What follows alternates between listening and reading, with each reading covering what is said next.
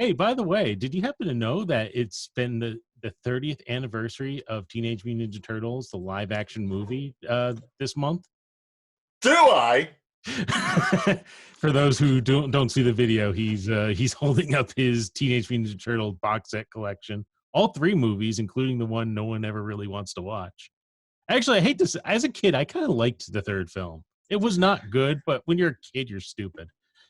I can't knock on the third film just because I mean it's one of those kinds of sequels where it's like if you were watching the animated show, this would have been like a two-part episode of the show.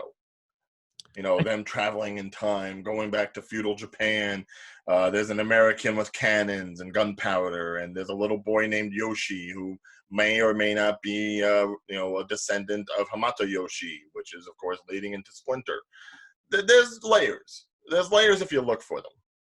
It definitely wasn't a bad movie, but I guess I don't know what most people's complaints were back then. Again, I was like 7 or 8 years old, so I just knew like, oh, they're fighting and they're traveling in time, and it's like the video game.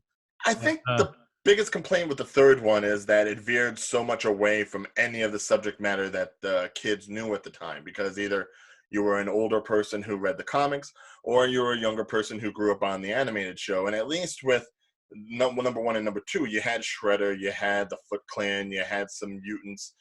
The third one had like nothing to do with any of that. yeah, and that's true, but it's still like I don't know. It's one of the. I guess I have to revisit myself to really give my full opinion. But I just remember as a kid I liked it, and then years later everyone's like, "No, that movie was awful. You were ruining your childhood." Well, I mean, like, I'm sure people complained about the second one too, when you got a Toka and a Razor rather than a Rocksteady and a Bebop. You know, you can't please everybody. That one I did complain about. Is like even as a kid, I'm like, is that Bebop and Rocksteady? Why are they calling them Token and Razor? That was a weird one. I think that what was that? The filmmakers didn't actually want to include those characters, and this was kind of their like their way of trying to please people without actually doing it. In a sense, yeah. So this way, you at least had the two mutants. But sequels aside, yes, it is the 30th anniversary of whenever the original Teenage Mutant Ninja Turtles came out back in 1990. So much so that I don't know if you had seen it. They actually had a cast reunion yesterday night, or the May 23rd, with the original actors who were in the suits, some of the original voice actors, the original Shredder, the original puppeteer and voice of Splinter, the original April O'Neil, not the one who was in the two sequels, obviously, Judith Well, Howard. technically, she was in the sequel. She has not aged for shit, man. I'm telling you, you look at her in the movie and you look at her on that thing that I watched yesterday, she can still, like, in the words of Michelangelo, she's a babe. All right, she can still get it. Some I don't know why they didn't use her for the other movies or why, but she's still been working. She's still an actress. I don't think it was anything against her. I think it was, if I remember correctly, it was she just wasn't available for the sequel, so they had to recast her. Which is a damn shame. Nothing against Paige Turco, who took over for her, but still, she is rocking. My God, the hair and everything. If you look at her, they even got Elias Koteas or Codius, who played Casey Jones. The only person that I think they weren't able to actually get during the thing was Corey Feldman, the voice of Donatello. But Yeah. yeah, I know. Big loss, big loss. But no, they got the original cast together. They got Brian Henson, because Jim Henson Creature production was the ones who made the turtle outfits. So they had him talking. They did like a read through of the original script, and oh my God, the guy who voices Raphael still has it. Like, throughout any of the other voice actors and throughout any of the other actors, whenever I heard Raphael doing his voice stuff, it just took me back. It clinched it. I don't I know ac- how his was so distinct and yet never got like further than the movies, because he's got a great voice. I was 5 years old, I think, when the movie came out, and I watched the cartoon series at the same time. And I always remember liking the Raphael in the movies a lot better than I did in the TV show. Like he had a lot more personality, and yeah, that rough New Yorker type voice was so much better than the one that we had in the cartoon, and not to take away from the voice actor from the cartoon, because he's a great voice actor as well. But Right, but there was a stark contrast between the cartoon Raphael and the live action Raphael. Cartoon Raphael was just a wisecracking smart aleck. yeah, He there's was the like one that had like the quips. yeah, where Raphael from the movie version up all the way through is kind of like the Raphael we've been getting, where he's well, more angsty. I think the movie kind of made it the definitive version. It's like, yeah, okay, cool. He does wisecracks in the cartoon, but once we saw like the movie version, it's like, oh, that is a great character. And because now you have an actual rivalry with another one of the Ninja Turtles, the very strict leadership of Leonardo. That, and I think that dynamic just worked with every incarnation since then. Yeah, that this movie probably like set the pace for the kinds of characterizations we've gotten since then. With the exception of Donatello. Donatello's from the cartoon all the way through has always been like the smart tech guy. In the movie, he was pretty much just as dumb as Michelangelo was. Well, he was played by Corey Feldman. So, Yeah, they try to make him smart again in the second movie, but that was when Corey wasn't around. And then they tried to make him dumb again in the third movie, back when Corey was around. So it's like it all depended on who voiced him. it's like it's Corey, has to be dumb this time. I was actually trying to think about this. There's even though I was so young, I was still seeing all these cool movies in theaters around the time. I remember seeing Back to the Future 2 and 3, which came out around that time. I remember seeing Batman, which came out around that time. Yeah, I don't think I actually saw Ninja Turtles in the theaters. I think everyone around me was like, "No, that's too dumb for me to go see in the theater for 2 hours."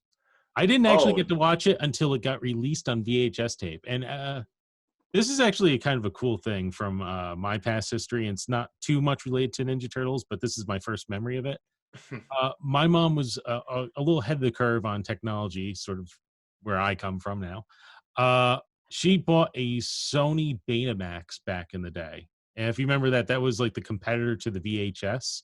Well, is that the one where it's like you put the tape in, and instead of like you putting it into the machine, you put it into the slot above and you press it down? yes, that one. And it's a smaller tape. If you're watching the video version, which you're probably not, because I don't think I'm. Wow. I have a tape on the camera.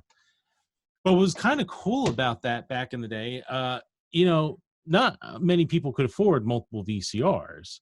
So my mom had this Betamax, and then VHS won the war. So my parents had to go out and buy a VHS. And the first thing we rented, I think, was Teenage Mutant Ninja Turtles. And my mom was like, I wonder if I can record that. So she hooked the Betamax up to the VCR or the VHS VCR, and we recorded the Ninja Turtles. So I got to watch Teenage Mutant Ninja Turtles every day on Betamax. Wow. That's intense that you'd go to that level. Well, it's one of those, like, you have the technology, why not do it? And it's better than going out and buying how much were VHS tapes at the time? Like $10-15 still. So If you bought brand new, I'd say probably about right. The thing about this one is that it was kind of like semi-independent because it was through New Line. So New Line wasn't as prominent back then. It wasn't like Warner Brothers or,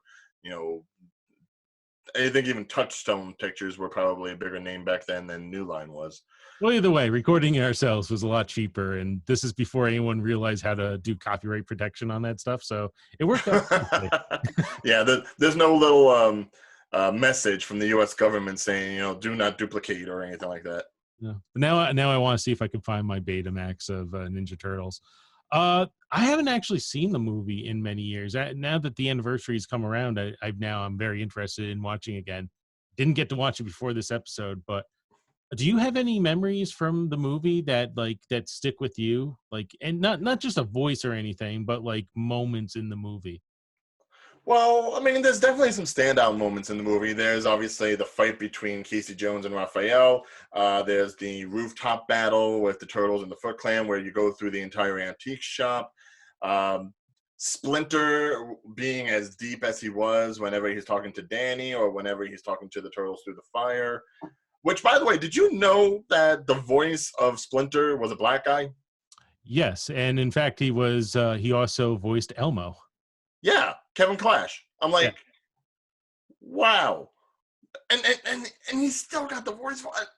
That's the thing about this. It's like I'm trying not to necessarily focus on the voice actors, but when you look at something like this and you see these giant anthropomorphic suits for the turtles, I mean, it's hard to remember that there's a separate person doing the physical acting and a separate person doing the voice acting of the puppetry of the head, because it's like it takes two to tango when to make those things active. I So, I mean, I want to make sure that all credit is given where appropriate. I still But find that's very amazing, the puppetry of it. I mean, it holds up, I think, after 30 years. In fact, I still like the puppetry for that Ninja Turtles movie more than I like the CGI from the one that came out like maybe 4 or 5 years ago. oh, the TMNT movie, the fully CGI animated one. Yeah, I did not like the even let's aside from the look, which no one liked. Even if they looked better, I think the puppetry look was worked a lot better than CGI did.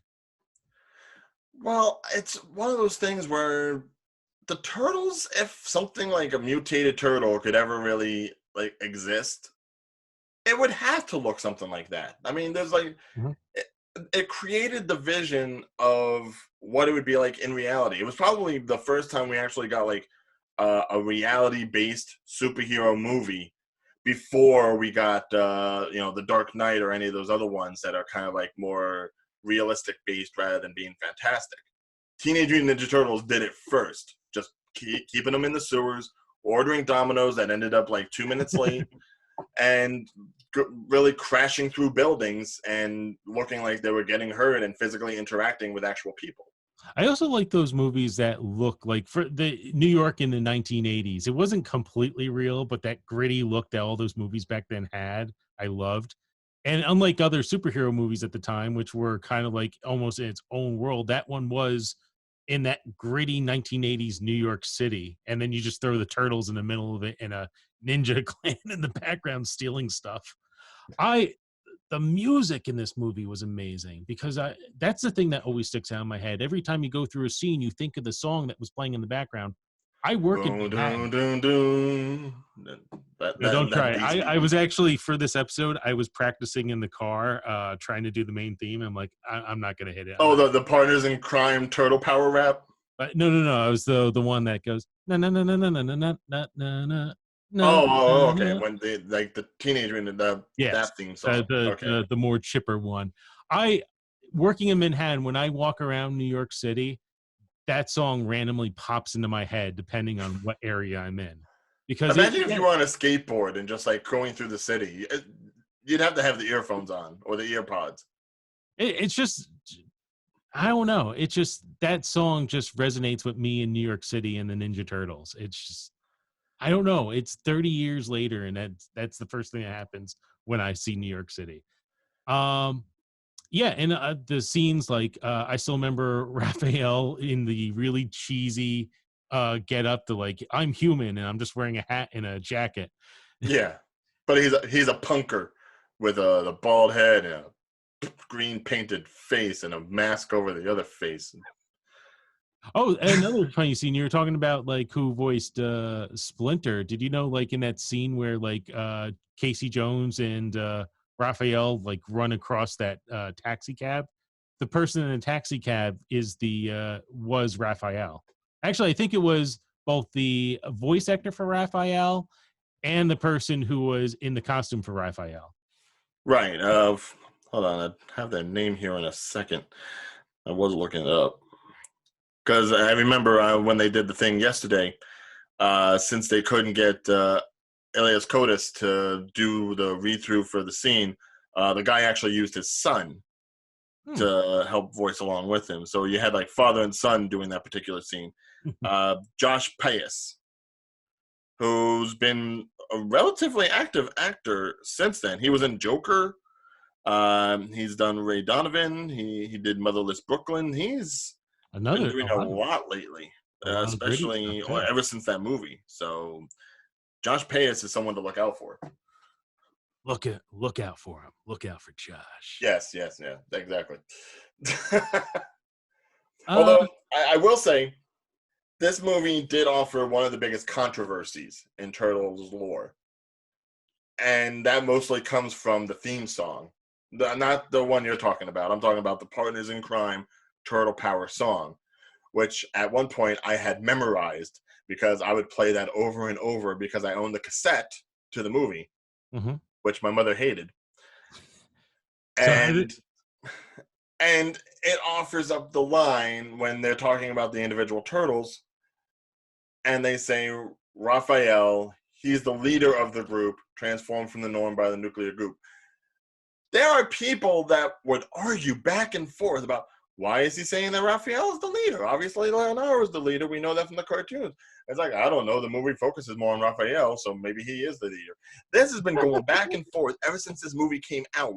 So much to the point that the newest animated show, Rise of the Teenage Mutant Ninja Turtles on Nickelodeon, has actually started off using Raphael as the leader.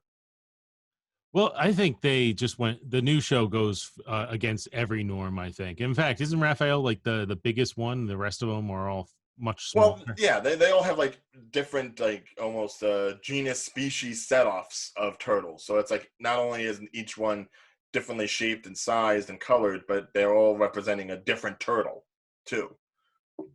I actually had, other than the first episode with John Cena, I have not seen that one. It wasn't bad, but I don't know. I'm also 35 years old, so.